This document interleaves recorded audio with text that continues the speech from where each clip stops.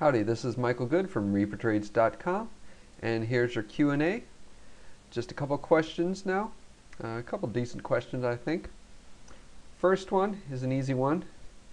It's, where do I find where all the pump and dumps are?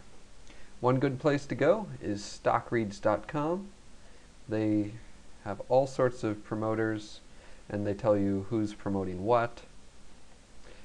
After you do that, go and subscribe to all the actual stock promoters though, and make sure to use a throwaway email address because those guys sell your email to everybody.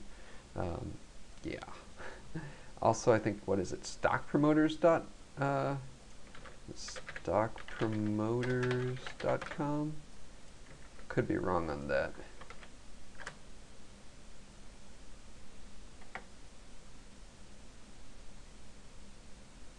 I guess we'll see. It's being slow to load. But stockreads.com or .net, whichever one it was, stockreads.com is a good place to start. Also, just try searching for the term penny stock and see who the heck is advertising.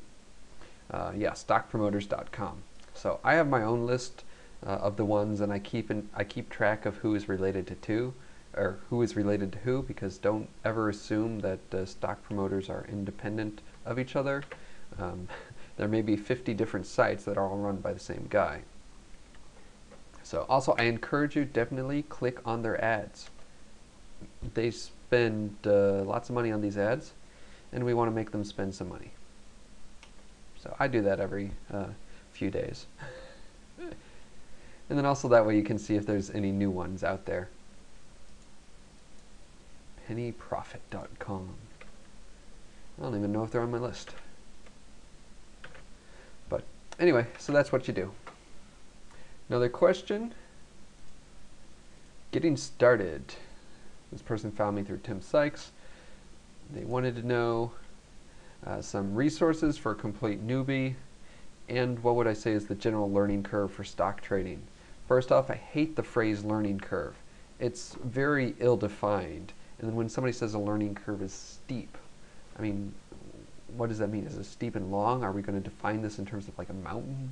And what's at the top when you understand everything? I don't know. I just don't like the way most people use the term learning curve. I don't like it much at all. What is the learning curve though? How long does it take to get good at this? A long time. Some say 6 months. I say at least a year before you have a good clue of what's going on. It's been a year and a half since I started day trading, 2 years since I started trading and relying on that for my income.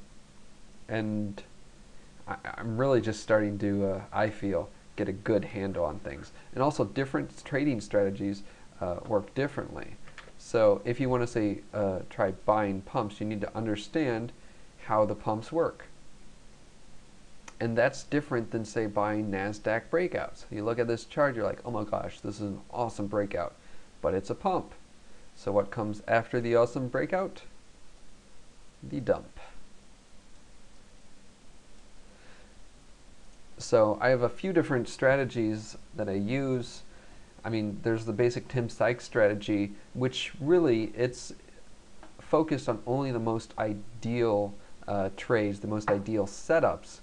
So that's easier to do. You don't have to be nearly as good a trader to profit doing that as you do, say, buying intraday breakouts.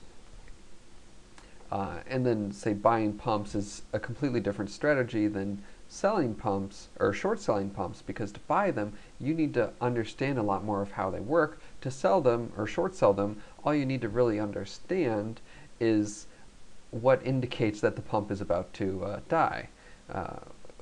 To buy them, you need to understand who the different pumpers are, how they work. You need to understand another thing, that just because you get an email pumping something, that doesn't mean you're going to be the first one that got that email. They'll oftentimes send out to different parts of their list on different days to spread out the pump. So yeah, it's different things, but if you understand basic trading and you have the basics down, 6 months to a year to become profitable at any subset, I think. And that's if you're doing a good job putting in a lot of work. That's it. Check me out next time.